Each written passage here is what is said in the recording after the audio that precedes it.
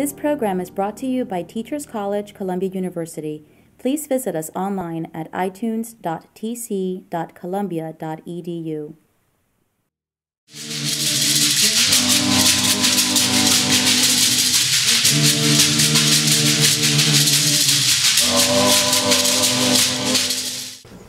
We are absolutely delighted that we have a featured speaker today. And we're especially proud because she's one of our own. And this is Shaila Rao. So why don't you begin? You can read about her bio sketch in the program. Thank you. Thank you.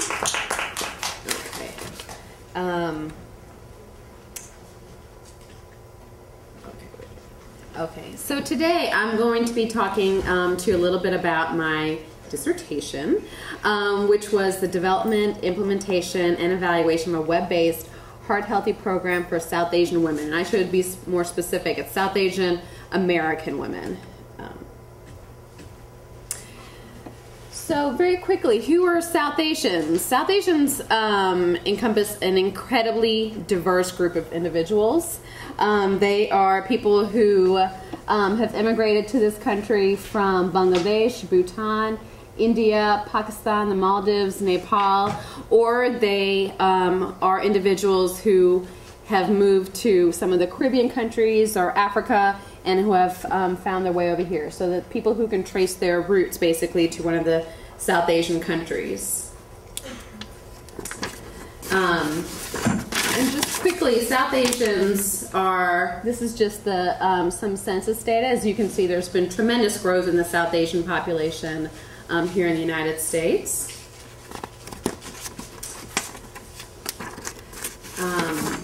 And just a little bit about, since we are talking about health disparities, these are some statistics that are significant and relevant to the South Asian population as it relates to why there are some disparities in health in this population.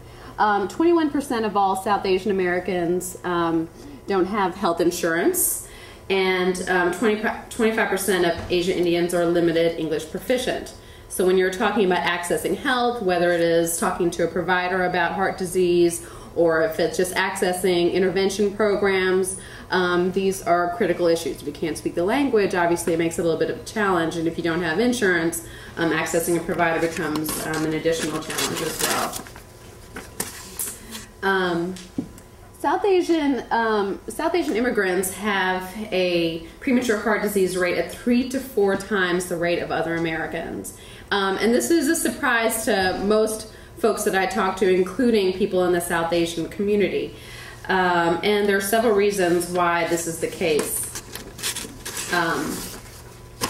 Some of the genetic and biological risk factors for South Asians include a high incidence of heart disease among a younger population. So within the South Asian American community, usually when you think of heart disease, you think of people who are significantly older, whereas in the South Asian population, we're seeing people who are dying of heart disease at 30, 35, quite frequently.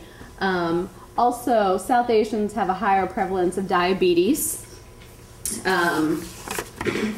And especially, South Asians have, and also South Asian women. Sorry, I can't see my slides on my paper, so I'm having some trouble over here. No, you're gonna look at the screen. Sorry. Just tap it. Oh, perfect. And then just advance it. And when it goes out, just tap it. Perfect. Thank you. Oh, great. Sorry about that.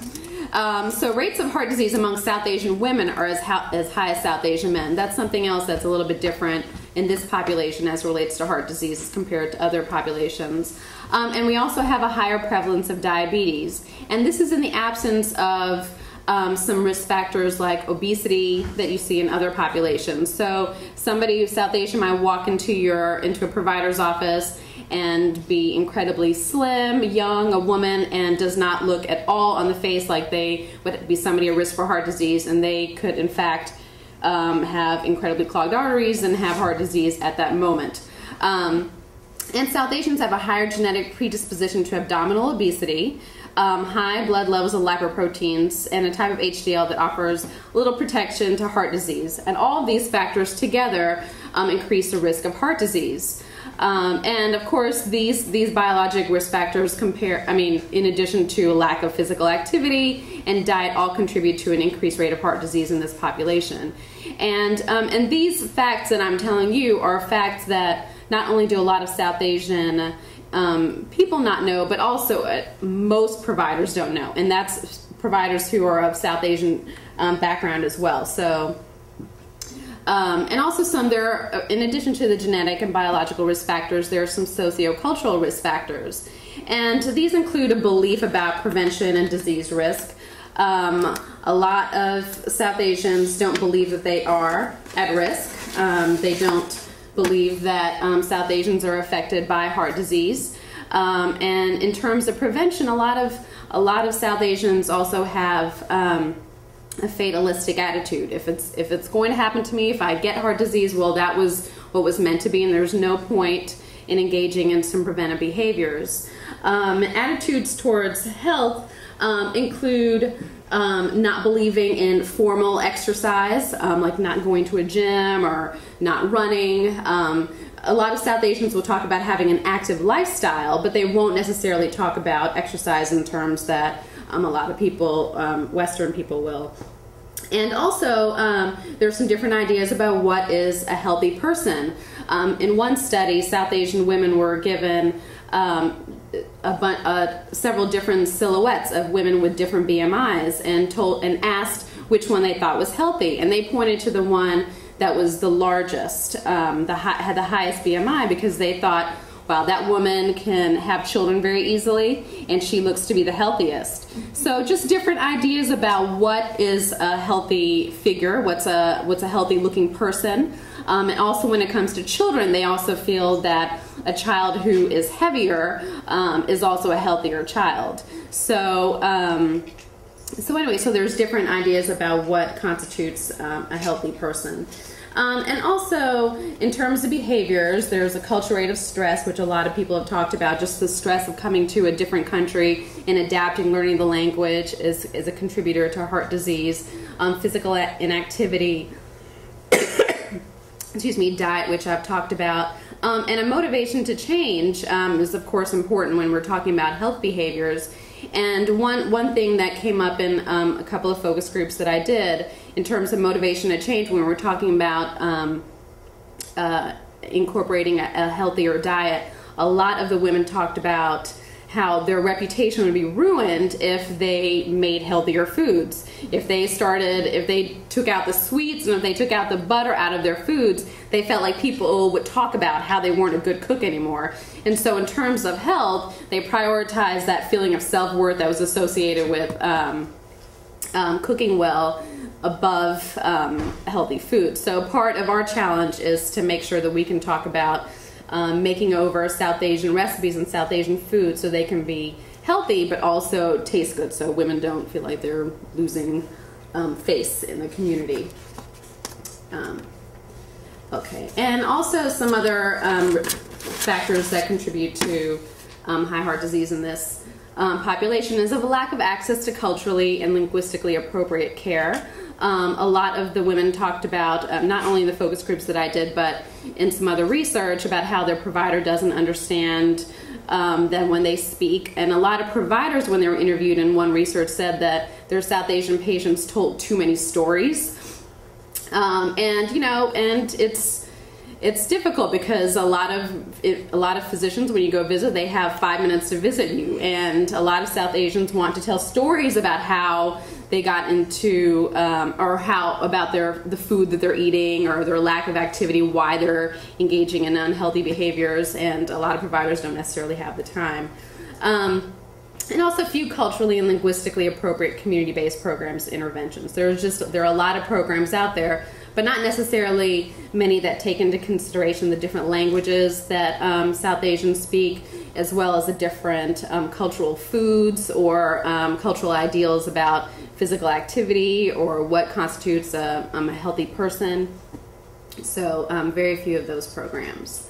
And then there are many assets in this community that can be utilized to develop appropriate programs. And one is a collectivistic orientation.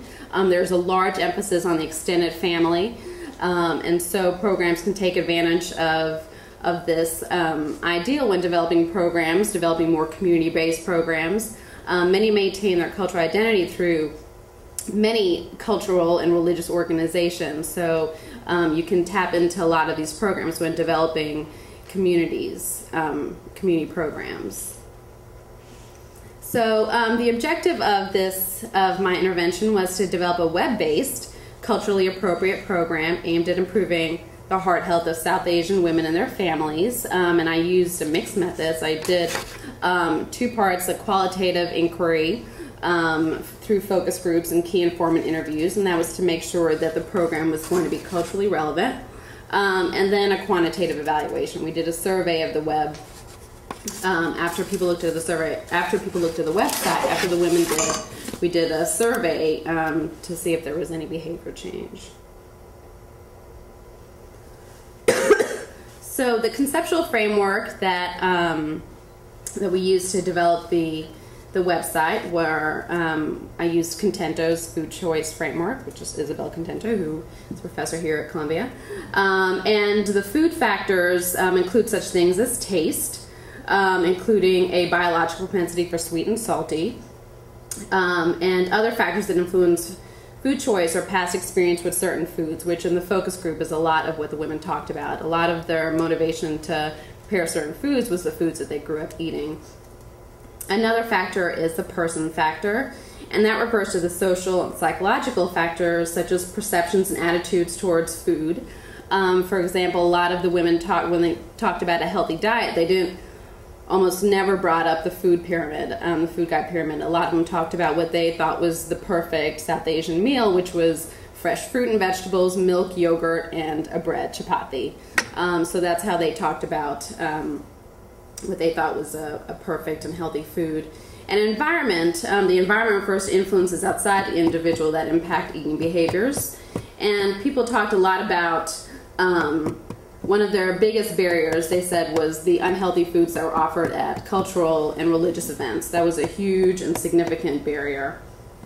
And also, so one of the other theories that I used was the health belief model, and with that is perceptions of severity, susceptibility.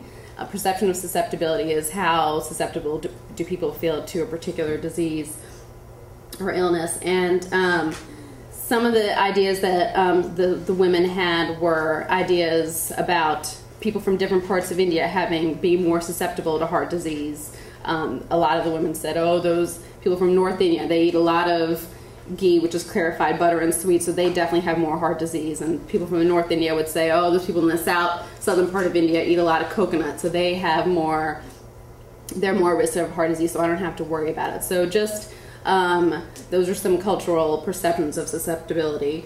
And perceptions of benefits and barriers is also important to address.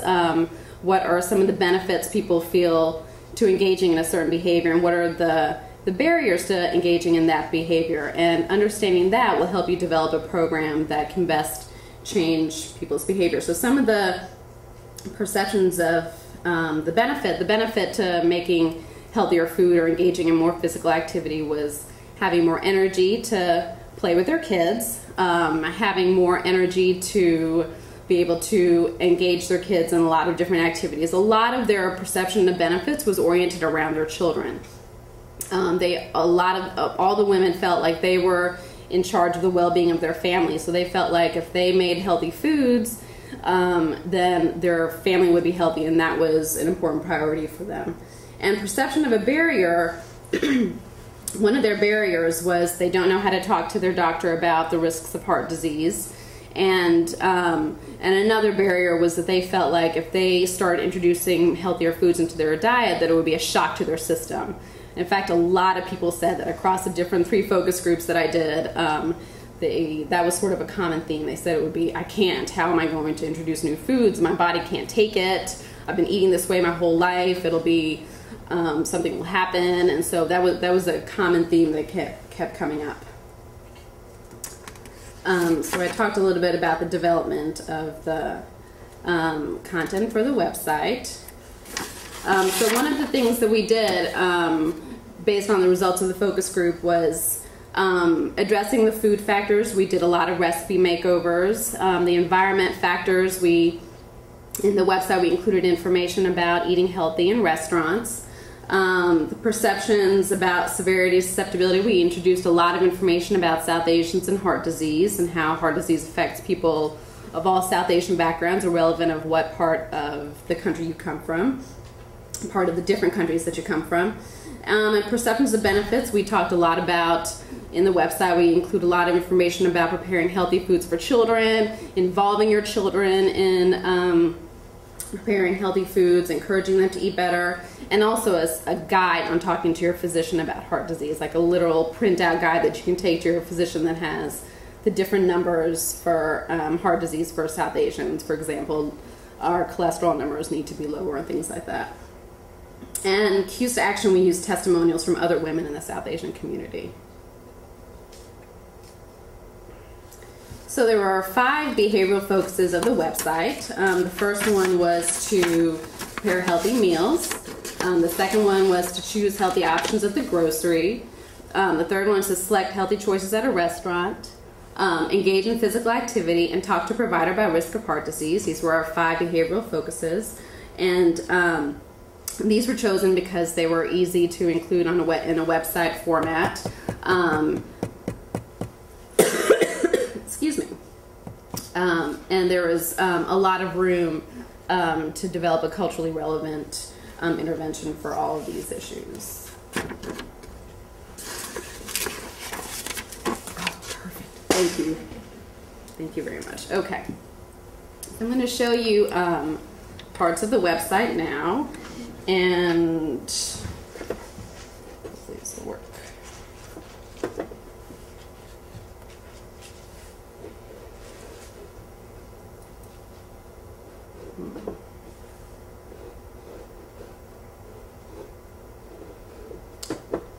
Too sensitive or something? No, it should. I didn't click on the right thing.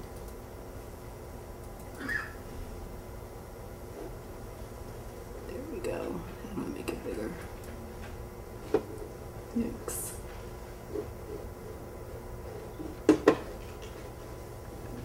You can just click on it again. If you have 2 open, it doesn't matter. Okay.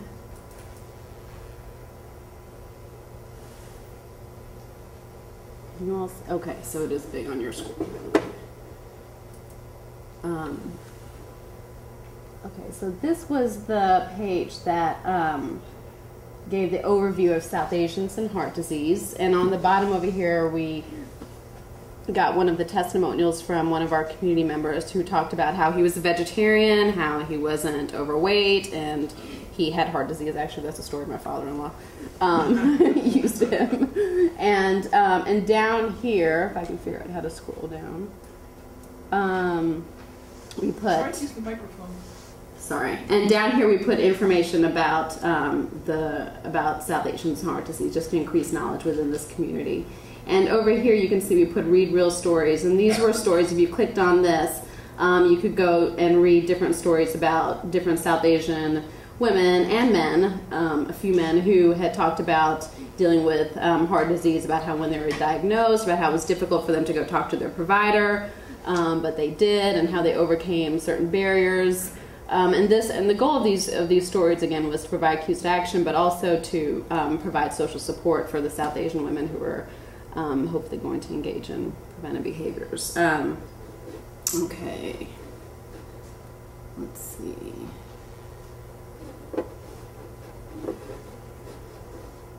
You want to go back to the other thing? I know. You know what? It's changed on here. So what I'm seeing here is different from what you're seeing. Sorry. Okay.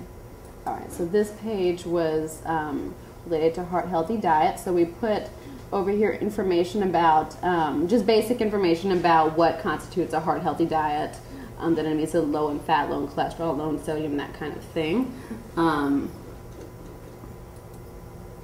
Oops.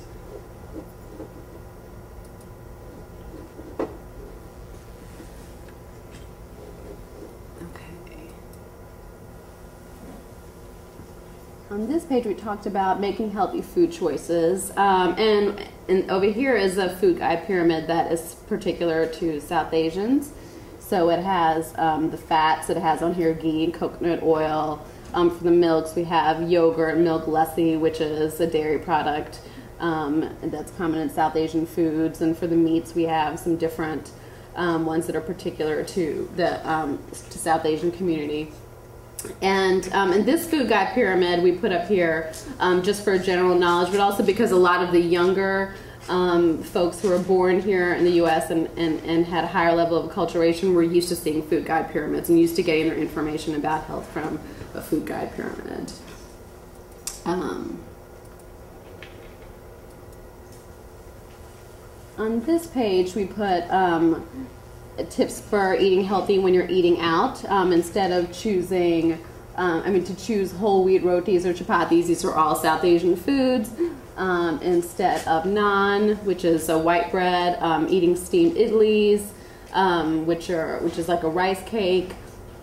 Having baked papad. Papad is like a cracker, having it baked instead of fried. So just we put foods up here that were common foods that people could eat in a South Asian restaurant and gave them options for healthier choices. And then over here are some additional tips for eating healthy foods.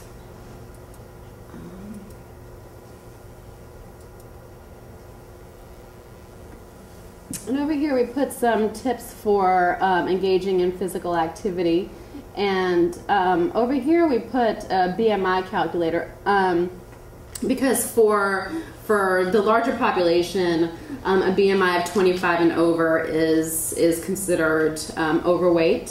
For the South Asian community, a BMI of 23, and actually now research is showing a BMI of 21 is considered overweight. So for this community, it's a little bit different. So we put a BMI we put that information over here, and then put a BMI calculator over here for people to be able to figure out their own BMI. And then we put some information about how physical activity can improve your health, and a little bit lower. I'm scared to go down. Okay, good. A little bit lower, we put what you can do, and we talked a lot over here about just regular activities that people can do to increase their level of physical activity, like climbing upstairs, gardening, doing yard work. Because again, a lot of the people we talked to in the focus groups talked about how they didn't go to gyms. In fact, a lot of them didn't even ever use the word exercise. But they talked about the importance of being active. So we wanted to talk about how they can continue to be active, but just to increase their activity in some of these different areas. And then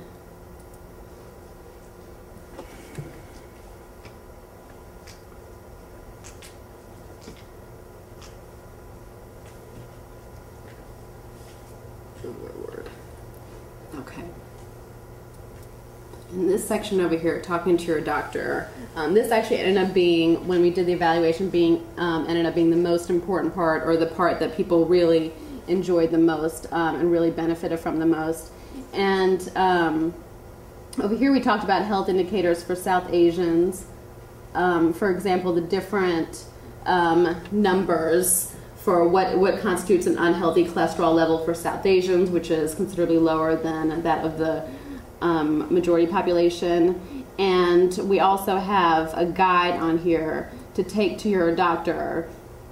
And please keep, yeah, this is the guide. And excuse me. And the guide is something that you can print out and take to your physician, and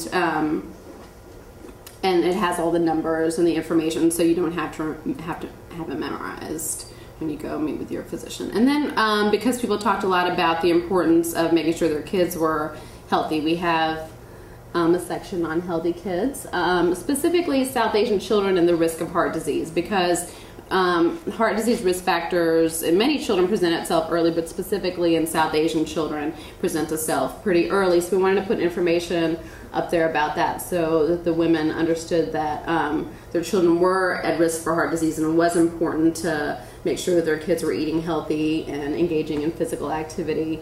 So we put this up here as one way to motivate people to adopt healthy behaviors. And then we also put information on there. We put some recipes on there, which actually ended up being extremely popular, just making over some recipes that were commonly eaten in the South Asian community. We put some research highlights for folks like me, like doctoral students or researchers who are just interested in getting more information about South Asians, and just additional resources where people can find a physician in their community, where they can find some community programs that were particular for the South Asian community, and that kind of thing. So these were my research questions that I was looking at when we did the actual survey. And the first one is, what are the general socio-demographic and behavioral characteristics of this population?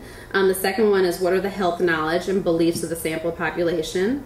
Third, what are the behaviors of their population before and after viewing the site? So we use stages of change to determine that. What are the key variables associated with acculturation?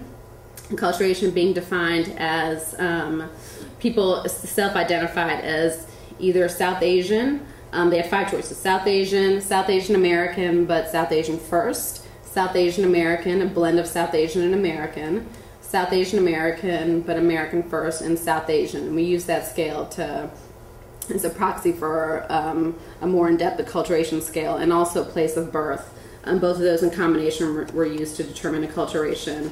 And as you'll see a little bit later when I talk about the results, the differences between people who identified as highly acculturated and people who were born in the U.S. were significantly different from the people who were born here. And then, what are distinguishing characteristics of the women who were engaged in action or maintenance stage before viewing the website? Most of the women who filled out the survey were engaging in action. So I wanted to kind of explore a little bit more. What were the common characteristics of that population? What were some of the things that they had in common, just to help inform future interventions and to better understand the population? And how do they evaluate their experience on the website? What is the best predictor of an overall change in behavior? For all the 5 key behaviors, what is the best predictor of change in behavior? And what is the best predictor of a positive rating of the South Asian Heart Health webpage? Again, the evaluation survey, we looked at demographics, healthcare and health status, the acculturation scale, their habits regarding diet, knowledge of and perceived susceptibility to heart disease, perceived benefits, barriers, and a fatalism scale, stages of change, and then their website evaluation. So the general socio-demographic characteristics, the sample we had was a convenient sample, and 172 women filled it out, and they were not representative of the general South Asian population. Their average age was almost 40 years old. Over half of them have a child, and 3/4 of them are living with a partner and are employed. Most of them have at least a bachelor's degree. The average income range is within 100 and 149,000. Most of them have health insurance, and about half of them, a little over half, were not born in the U.S. And their acculturation status was about a 2.4, which is between bicultural identity and more of a South Asian identity.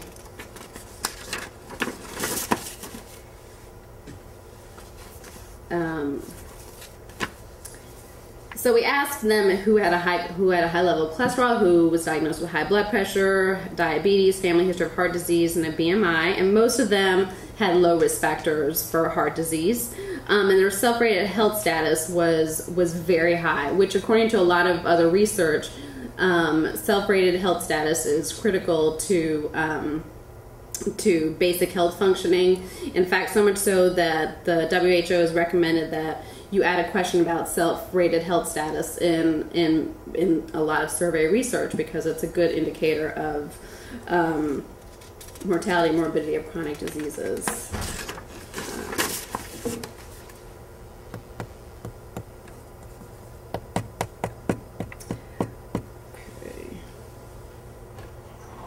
So the food consumption behaviors, most of the women prepared meals at home themselves, which is in line with a lot of the research out there about South Asians and diet.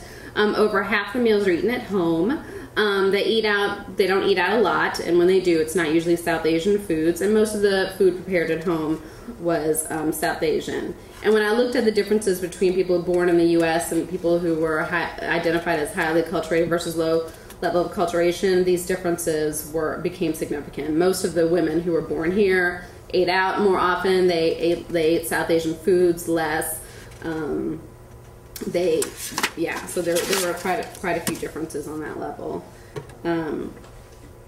They had a high level of knowledge about South Asians and heart disease, and their biggest barriers to a healthy lifestyle was eating unhealthy foods during festivals and social gatherings, and a lack of time to prepare healthy foods, which is probably common to most of us.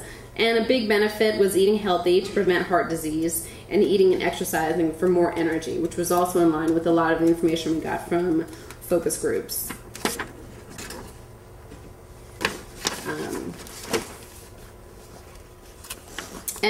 As I mentioned before, most of them were in the action and maintenance stages of all those 5 key behaviors. And the most significant change was talking to a provider about risk of heart disease, and I'll talk more about that in just a moment.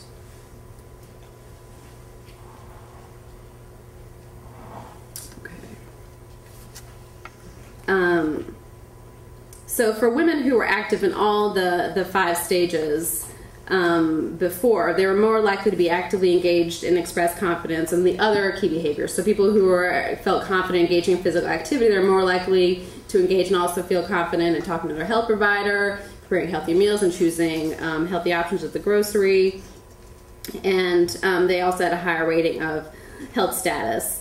And those who were talking to their provider were also older and had more risk factors for heart disease, which actually is important. They were older, which means that more than likely their provider was talking to them about heart disease just as they would anybody else, or they also talked to them because they had a lot of risk factors for heart disease. But at least it was good to see that people who had a lot of risk factors for heart disease were talking to their provider about heart disease.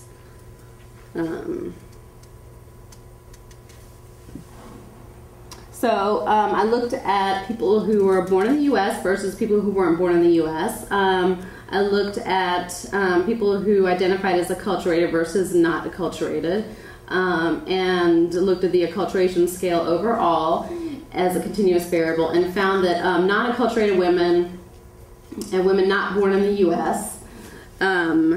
Were older and more likely to have a partner and children, and were also more likely to eat traditional South Asian foods, not surprisingly, and they also had more risk factors. The women who were not acculturated, women who were not born in the U.S. had a lot more risk factors. So that just has important implications for an intervention down the line.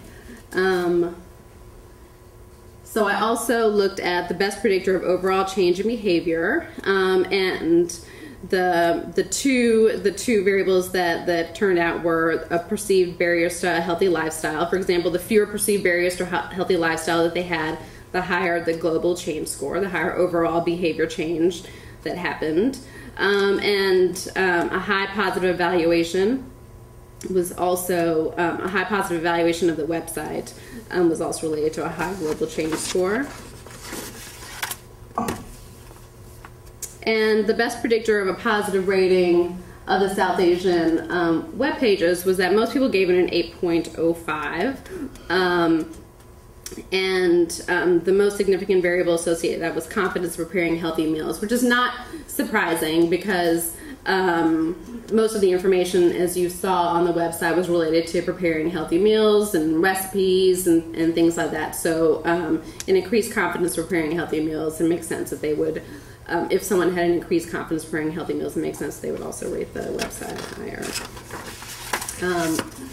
So there are several limitations to this study. The sample was not representative. It was a very small sample, and there's just inherent challenges of a web-based intervention. And I should say that the intervention I developed myself. I mean, I coded it and everything. I'm not a coder, so it's clearly. I mean, we try to get funding to make it something a little bit jazzier but we weren't able to get that. So, I mean, there are limitations because it's not as dynamic as it could be. It's very, two-dimensional. There's not videos on there. There's nothing snazzy. And I think that to be able to compete with the other information that's out there and also to provide something that's more interactive and gives people more skills, it's important to make sure that you have something a little bit more dynamic, which we did not have for this website. One day we will, I hope. And future directions for research, or future directions for, excuse me, a program includes several things. One of the things that people really liked were the recipes, and so we want to include more recipes. In fact, maybe have like a weekly recipe makeover to make sure that there's constant flow to the website to get more information. And also make sure that it's more interactive, have video demonstrations, maybe have providers come and talk about heart disease, have different people do demonstrations about cooking or yoga or physical activity, that kind of thing. Have a children's section, have far less print and more pictures and testimonials. And to increase access to the site, eventually it'd be great to have it in different languages and also different levels of health literacy. While we defined on the website, we defined the words cholesterol and BMI, and I mean there's a dictionary on there, but it still requires a certain amount of health literacy to be able to navigate the site and to read the information. So it would be great to have different levels of health literacy, and then increase the perception of susceptibility throughout the community, so people could feel that they needed to come to the site to learn about heart disease, for one, or just increase a lot of information about the recipes and the physical activity information, which is what was the most popular, so that people will come for those things and also receive information about the risk of heart disease. And that's it. Are there any questions? Mm-hmm. I think it's great. Terrific presentation. Oh, thank you. I think it was fantastic and very clear. I have a couple of questions. Sure. One is, and I'll just rattle them off. Okay. You can take them at any order you want. Get my Did you pencil. provide any incentives for the participants to either participate in the focus groups or then to also go to the website? And the second question is, you mentioned health literacy, so I'm curious if you tried to hit a certain grade level when you were writing the website, and what that was for this particular population. Okay. And the third question was, did you rule out people who didn't have computers? Like, is that a socio-demographic that should be included? Is that everybody had access to internet, or did they get access to internet through the project? Right. Okay, good questions. Let me see if I can remember. So the first question was incentives for the focus groups and to participate in the website.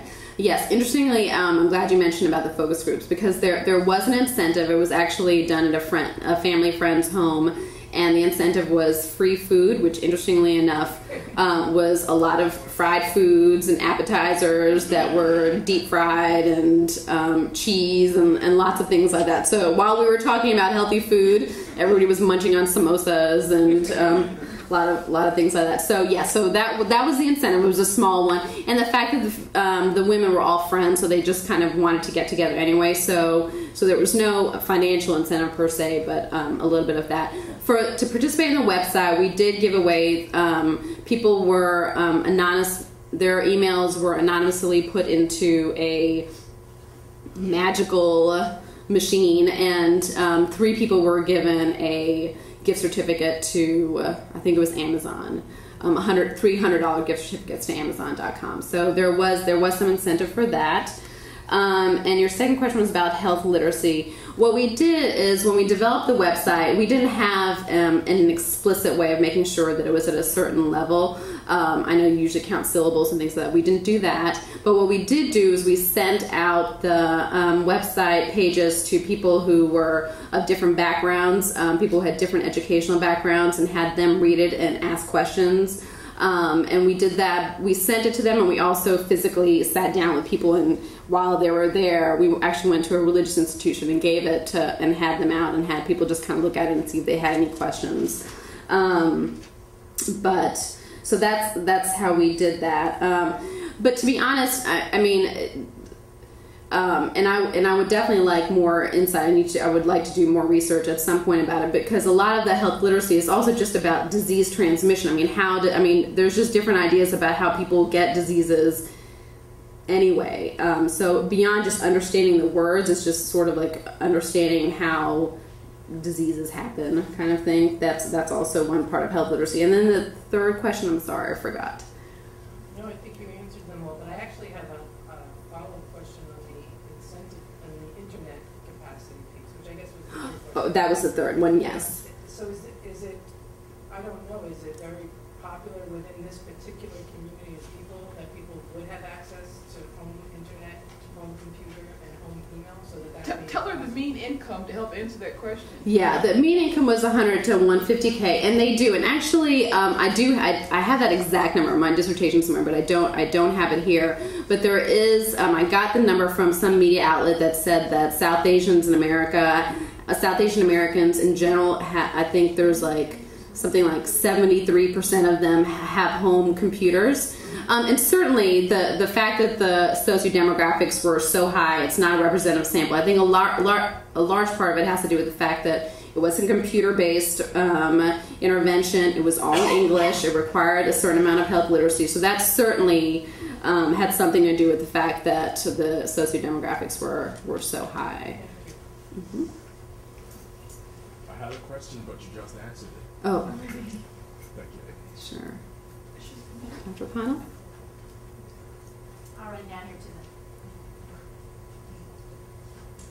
I'm sorry I missed the first part of your presentation, and maybe you covered this, but I don't understand what the mechanism is or why South Asians should have lower BMIs and lower cholesterol. Is there something, you know, what's going on with that? Do you know? Right. It's something called a metabolic syndrome.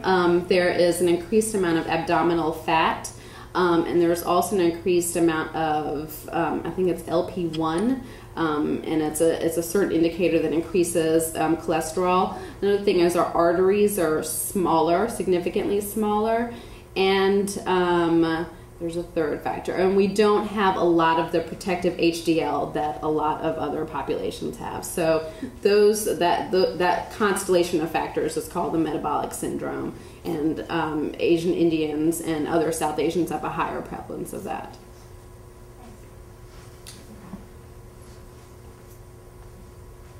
Okay.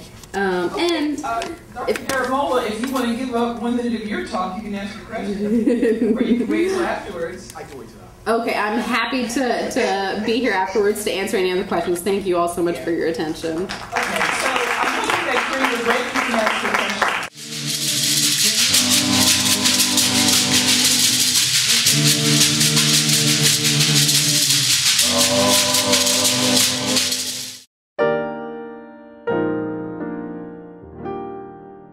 The preceding program was brought to you by Teachers College, Columbia University. Please visit us online at itunes.tc.columbia.edu.